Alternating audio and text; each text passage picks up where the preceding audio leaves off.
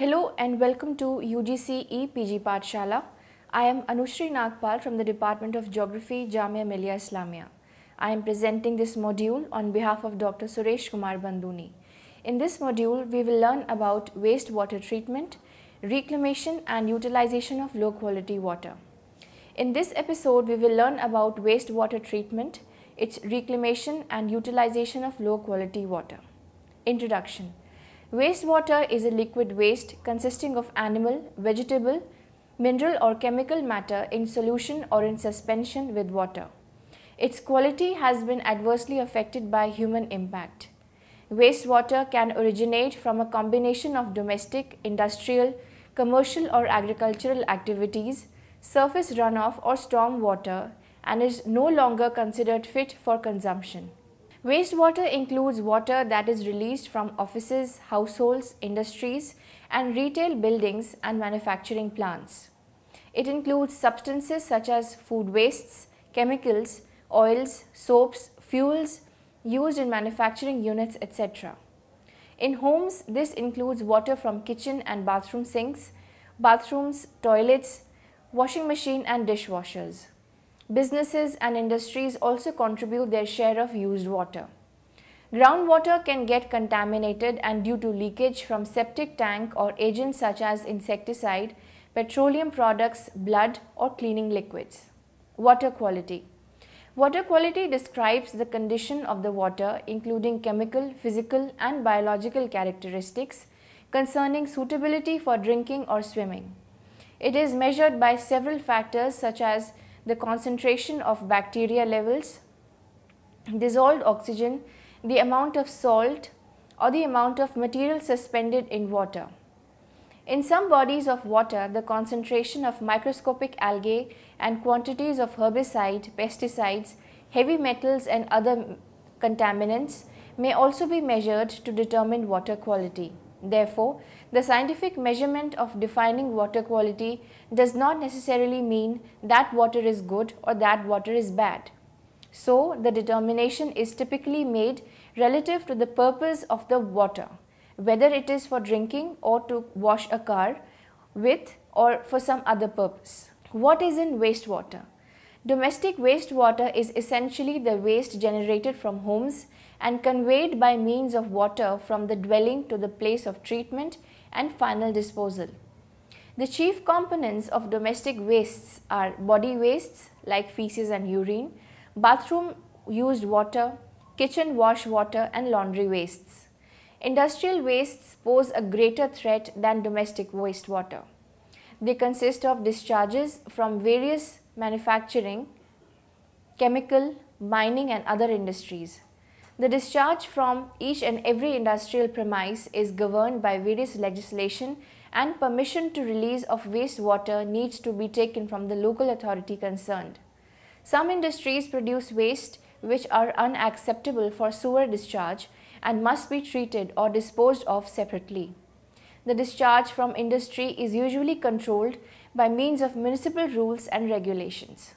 Certain discharges are prohibited in terms of these bylaws for discharge into the sewerage system and require some form of treatment, for example, co-disposal on landfill, pre-treatment, encapsulation or the use of evaporation pans. What is composition of wastewater?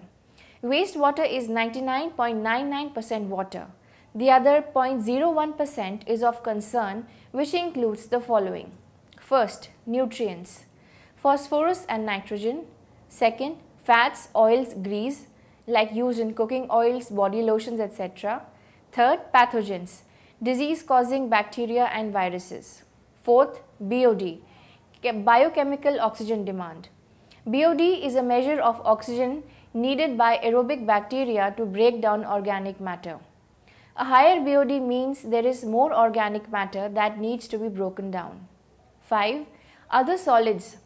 On analyzing the composition of water, it has been found that of the total solids, 50% of it is dissolved and rest 50% has suspended solids. Of the suspended solids, 50% will settle. The typical composition of wastewater is based on strength. Industrial activity changes the composition of wastewater often introducing toxic substances such as chromium and cadmium from planting operations. Where does the wastewater go? Wastewater drains into a network of pipes maintained by the local sewer services municipalities. Sewer systems are built to collect and flow wastewater and rainwater using the natural slope of land, generally towards the sea front or to wastewater treatment plants. Often, contaminated water can also be passed through the municipal filtration system and be prepared for use once again. However, the nature of the contaminants may require additional measures before the water is suitable for use once more. Wastewater treatment. Wastewater treatment is not a new concept. Wastewater were treated in ancient times by Greeks and Romans as proved by the presence of historic sewer Cloaca Maxima built many centuries ago in Rome.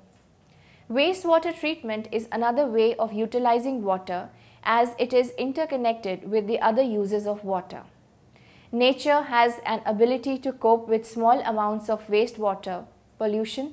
However, every day huge amount of wastewater and sewage is produced across the world, which needs to be treated before releasing it into the environment. Treatment plants reduce pollutants from the water to a certain level which can be handled by the nature. It reduces the contaminants to acceptable levels so as to be safe for discharge into the environment. Objectives of wastewater treatment. The major aim of treatment plants is to eliminate as much of the suspended solids, particulates, as possible before the remaining water is discharged back to the environment. As solid material decomposes, it uses up oxygen which is needed by animals and plants living in the water. Many local authorities operate wastewater treatment plants that help to purify the sewage and recycle the water for other uses. The plants may employ many different devices to recycle the wastewater, including filters and chemical treatments. Fully functional water filtration plant is a priority for most municipalities.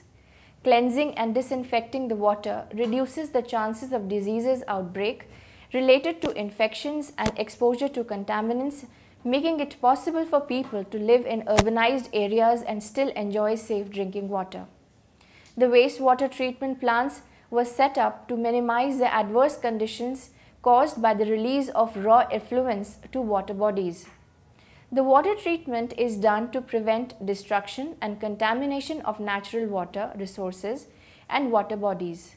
It includes chemical, physical and biological processes to remove chemical, physical and biological contaminants. Wastewater treatment involves two major steps. First, primary treatment, where gravity settling of solid particles is done. Second, secondary treatment is done by microbial transformation of organics and ammonia to reduce BOD. There are three levels of wastewater treatment. First, primary, second, secondary, third is tertiary. Primary, which is the mechanical method of treatment, this is normally the first stage of treatment of wastewater. It includes screening, grinding, flocculation or coagulation and sedimentation. It is designed to remove gross, suspended and floating solids from raw sewage. In screening, big size suspended materials such as rags, wooden pieces, wires, etc. are removed. Screening system consists of two units. The first unit, that is the coarse screen, consists of metal bars or heavy wires spaced 25 to 40 millimeters apart, and the second unit consists of fine screens. The materials removed by screening are usually incinerated. This level is sometimes referred to as a mechanical treatment, although chemicals are often used to accelerate the sedimentation process. Primary treatment can reduce the BOD of the incoming wastewater by 20 to 30% and the total suspended solids by some 50 to 60%. The grinding is carried out in grinders of rotating screens with cutting teeth. These are used to chop the solid materials to size smaller than 6 millimeters. Coagulation or flocculation. Chemical treatment precipitates the solids by coagulation or flocculation, and coagulates thus formed settle down rapidly. Coagulates are then removed either by sedimentation or by filtration. The important coagulants are ferric sulfate or aluminium sulfate with lime. Sedimentation removes 80 to 90% of settleable solids and reduces the strength of sewage by 30 to 35%. Sedimentation tanks are used to settle suspended solids. They may be primary or secondary. When a sedimentation tank is used for settling suspended solids before biological treatment, it is called primary sedimentation tank. When a sedimentation tank is used for settling suspended solids after biological treatment, it is called a secondary sedimentation tank. After sedimentation, solids left behind in the settling tank are piped to a sludge digester where the organic matter is decomposed in the absence of air. Secondary or biological treatment removes the dissolved organic matter that escapes primary treatment. This is done by bacteria consuming the raw matter as food and converting it to carbon dioxide, water and energy for their own growth and reproduction. The biological process is then followed by additional settling tank to remove more of the suspended particles. About 85% of the suspended solids and BOD can be removed by a well-running plant with secondary treatment. Secondary treatment technologies include the basic activated sludge process, the variants of pond and constructed wetland systems, trickling filters and other forms of treatment which use biological activity to break down organic matter. It involves mainly the trickling filters, oxidation ponds and activated sludge process. First, secondary treatment involving the use of microorganisms to remove BOD of any solid that pass primary treatment. Oxygen is limited and must be supplied. The most common secondary treatment processes are activated sludge. Second, secondary sedimentation to remove microorganisms from secondary treatment. Third, disinfection to kill pathogens using chlorine. Purification by treatment on trickling filters depends primarily on absorption as well as adsorption of both soluble and suspended matter from the waste matter into and onto zoological slimes. They later develop and proliferate on the surface of the filtering medium over which the water trickles. As a result of flow of wastewater through the beds, decomposition takes place and soluble substances as well as sludge forming solids are synthesized. Protozoa, fungi, bacteria and other living organisms are responsible for these decomposition and oxidation processes. These bacteria decay their dissolved organic matter and absorb nutrients and energy. Any solid matter present is piped to a settling tank which is then transferred to a sludge digester where it is decomposed by microorganisms. Oxidation ponds. An artificial pond of shallow depth in which sewage is retained and biologically treated is called oxidation pond. The sewage in the oxidation pond is treated by the dual action of algae and aerobic bacteria. Sewage is controlled under climatic conditions which are favorable for the growth of algae, mainly sun, light and temperature. The aerobic bacteria get oxygen from the atmosphere and convert the organic matter present in the sewage to stable compounds by oxidation and liberate carbon dioxide. The carbon dioxide produced during the decomposition of sewage is utilized by algae for photosynthesis and liberate oxygen. The excess oxygen is used to keep the pond in aerobic condition. The detention period in the pond is 2 to 40 days. Oxidation ponds are efficient in removal of BOD and coliforms. BOD removal is about 90% and coliform removal is about 99%. Activated sludge process. Sludge or slush accumulates from primary, secondary and tertiary precipitates. Sludge volumes are reduced and disposed of as follows. Slow gravity thickening to remove excess water. Anaerobic digestion, also called as stabilization. Dewatering using a belt press or drying beds. Disposal for land application or landfill. In this process, biologically active sludge is continuously circulated through organic waste in the presence of oxygen. The activated sludge contains aerobic microorganisms which digest the raw sewage. Some activated sludge from the previous run is introduced into the raw sewage and provide sufficient aeration. Aeration activates the sludge particles so as to develop an active culture of aerobic organisms. In activated sludge process, sewage is first given primary treatment. Then the sludge is mixed with the sewage properly in presence of sufficient amount of oxygen. Bacteria present in the activated sludge multiplies rapidly, as a result of which solid organic matter present in the sewage are readily oxidized and suspended, as well as colloidal becomes clear. In addition to the aerobic oxidation ponds, anaerobic plants like septic tanks are also used to treat sewage like human excreta. A watertight single-story tank in which sewage is retained for long time to allow sedimentation is called a septic tank. In a septic tank, the anaerobic bacteria do the biochemical reaction and the settled sludge or slush undergo anaerobic digestion. During the detention period, the effluent is taken to soak pits for disposal and the sewage is purified. Tertiary treatment is simply additional treatment beyond secondary. Tertiary treatment can remove more than 99% of all the impurities from sewage, producing an effluent of almost drinking water quality. The related technology of tertiary treatment is time-consuming and expensive, which requires high level of technical know-how and well-trained treatment plant officials, a steady energy supply and chemicals and specific equipment which may not be readily available. An example of a typical tertiary treatment process is the modification of a conventional secondary treatment plant to remove additional phosphorus and nitrogen. The aim of tertiary treatment is additional purification of wastewater as well as its reuse. Tertiary treatment is the most advanced phase of sewage treatment, which is provided to only 2% of domestic sewage.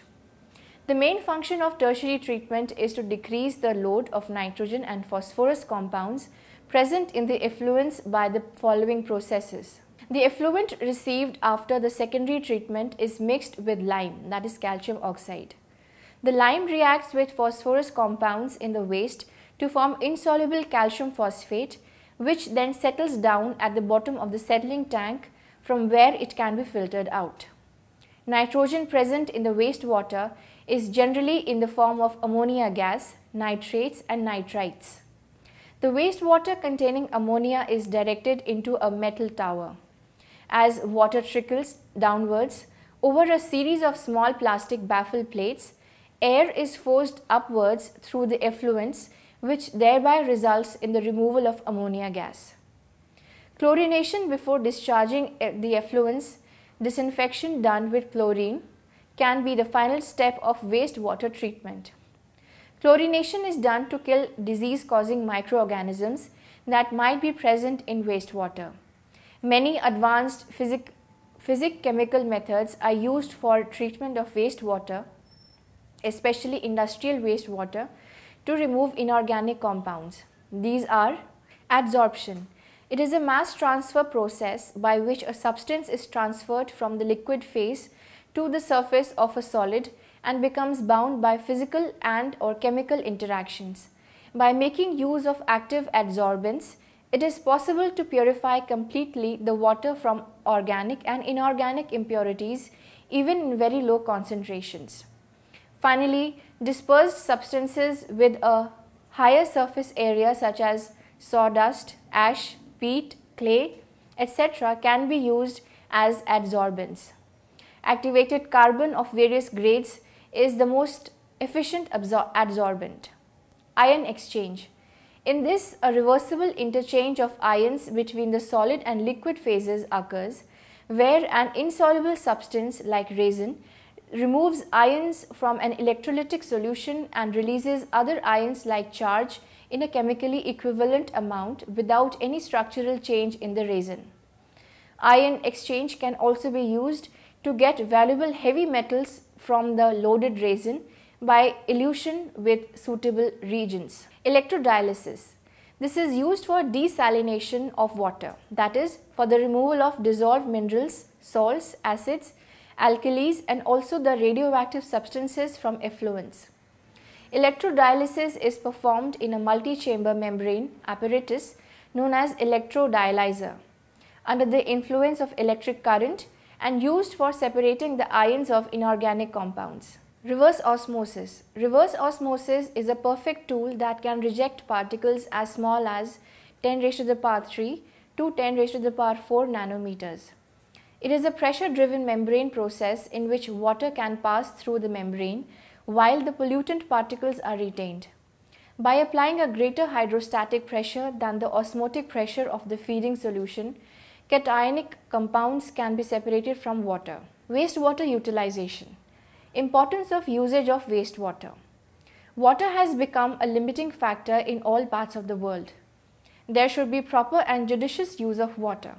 Water resource planners are continually looking for additional sources of water to supplement the limited resources available to their region. In areas where availability of fresh water is less, whether in terms of rainfall or good quality underground water, source substitution appears to be the most suitable alternative to satisfy less restrictive uses, thus allowing high quality waters to be used for domestic supply. Low quality wastewater should, whenever possible, be considered as alternative source for less restrictive uses. Total 47 countries that engaged in reuse of wastewater, in which 12 engaged in reuse of untreated municipal effluents, 7 engaged in the reuse of both treated and untreated effluents, and 34 reuse wastewater only after treatment, and about 58% untreated or raw sewage water generally used for irrigation, mostly in China and Mexico. About 5.5 BGD of municipal treated wastewater is reused globally in 43 countries. The United States was first among them in the total volume of water reused. Many developing countries face the challenge of uneven distribution of clean water. Thus, water reuse should be considered as a viable option before water availability is matched by water demand. But water needs to be treated to potable standards before being reused to avoid any health disaster.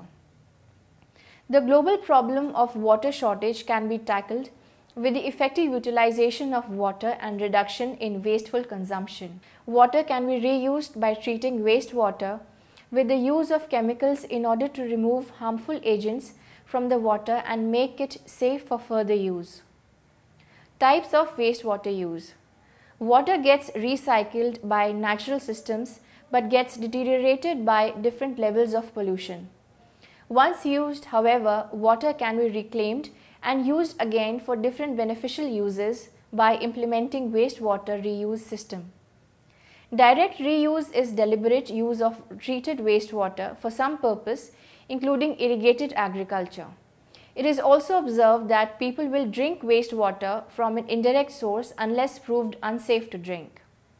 People will not, however, drink water from a direct source unless tested or proven safe. Indirect reuse refers to water that is taken from a lake, aquifer or river and streams which has received sewage or sewage effluent. The reuse of wastewater for irrigation has been most successful near cities where wastewater is easily available and where there is a market for agricultural produce. The storage of treated wastewater may be necessary because supply may not match demand. Reuse of wastewater requires careful planning, adequate and suitable treatment, careful monitoring, appropriate legislation, and implementation of legislation and quality standards. The quality of the once used water and the specific type of reuse define the levels of subsequent treatment needed as well as the associated treatment costs. It is important to first consider type of water use, and efforts should then be made to be more economical in these sectors. Industry and agriculture though require large volumes of water, but not the quality need not always be high. Agricultural use as well as industrial use of water is very important as it is being used in voluminous quantities. Agriculture and aquaculture. Water is maximum used for agricultural purposes. irrigated agriculture has a dominant role in sustainable crop production in years to come. On a worldwide basis, wastewater is the most widely used low quality water, particularly for agriculture and aquaculture. Wastewater collected daily can be used to water smaller kitchen gardens. When this wastewater is used as a source of irrigation by the farmers, it reduces the need for fertilizers. There is an easy availability of wastewater in all seasons, especially in the lean season. The requirement of additional application of fertilizers has decreased with wastewater irrigation. There is a substantial increase in crop production to as much as 1.5 times as compared to the time when groundwater is used. Also, the quality of vegetables produced was up to the satisfaction level of the farmers. As a consequence to the above things mentioned, it has led to higher income generation with wastewater generation among the farmers. The farmers can save a lot in their monthly expenditure with the use of this water. In some homes, people sometimes take steps to recycle wastewater themselves. Water used for bathing may be collected and utilized for watering flower or vegetable gardens. The same is true with water used in the preparation of food. Any liquid used to boil pasta, for example, may be recycled as water for plants rather than dumping the used water into the sink. If wastewater is sometimes added to the compost pile, it will help it to rot down quicker.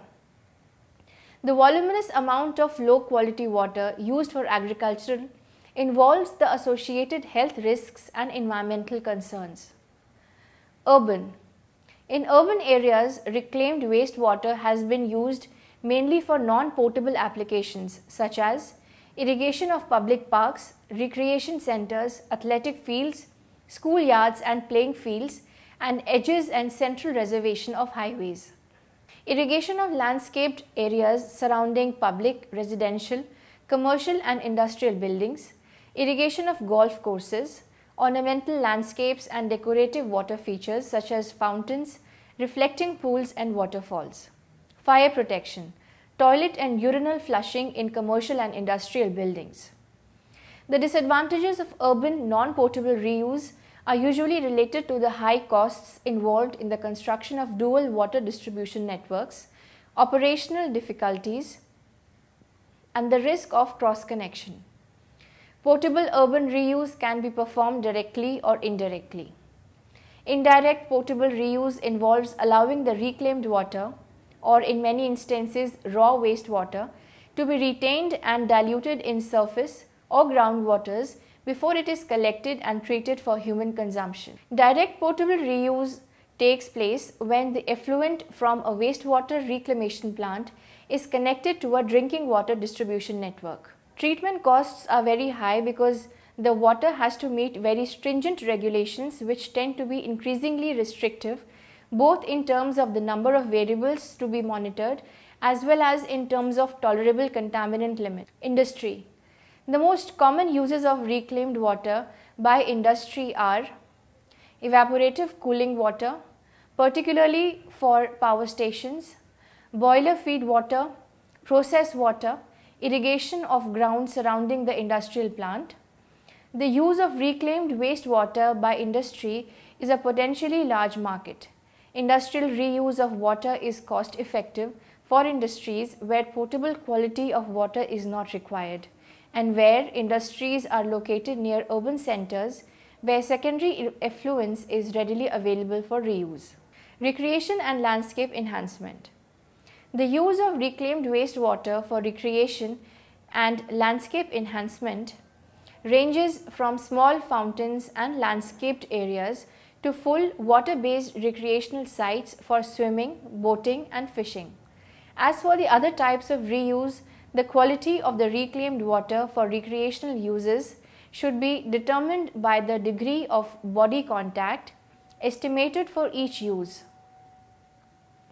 In large impoundments, however, where aesthetic appearance is considered important, it may be necessary to control nutrients to avoid eutrophication. With decreasing water availability, low quality water is being increasingly used in agriculture.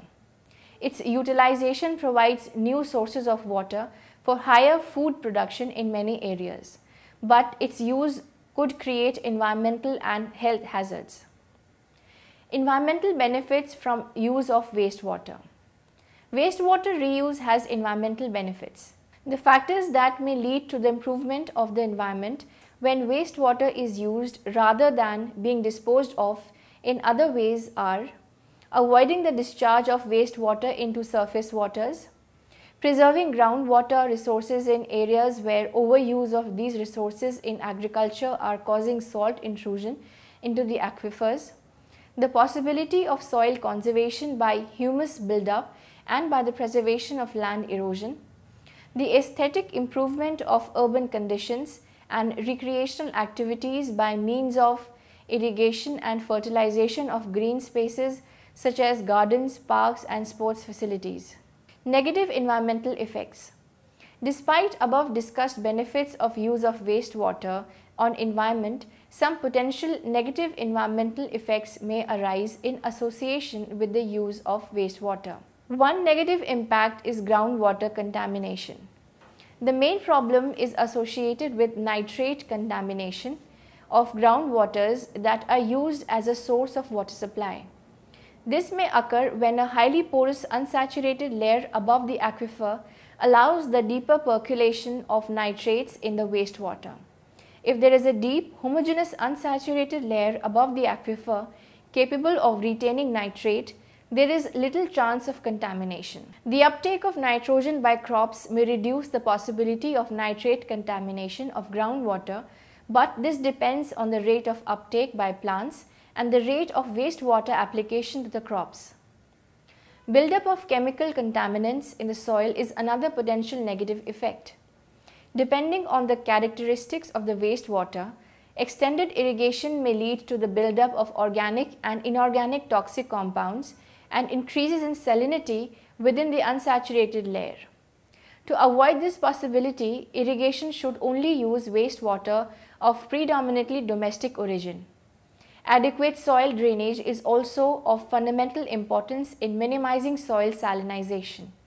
Extended irrigation may create habitats for the development of disease vectors such as mosquitoes and snails. This can further lead to the problem of various vector-borne diseases like malaria, dengue, chikungunya, etc. To combat this, it is important that the integrated vector control techniques should be applied to avoid the transmission of vector-borne diseases. Indirect health-related benefits can occur because wastewater irrigation systems may contribute to increase food production and thus to improve health, quality of life and social conditions. However, potential negative health effects must be considered by public health authorities and by institutions managing wastewater reuse schemes because farmers, consumers of crops and to some extent nearby dwellers can be exposed to the risk of transmission of communicable diseases. Worldwide wastewater treatment is not very successful most of the time. Wastewater is discharged without any form of treatment into the environment, spreading diseases to humans and damaging key ecosystems such as coral reefs and fisheries. Dirty water is a key factor in the rise of deoxygenated dead zones that have been emerging in the seas and oceans across the globe. This is becoming increasingly a global problem as urban populations are projected to nearly double in 40 years from current 3.4 billion to over 6 billion people. But already most cities lack adequate wastewater management due to the aging, absence or inadequate sewage infrastructure. According to the 4th World Water Development Report, presently only 20% of global produced wastewater receives proper treatment.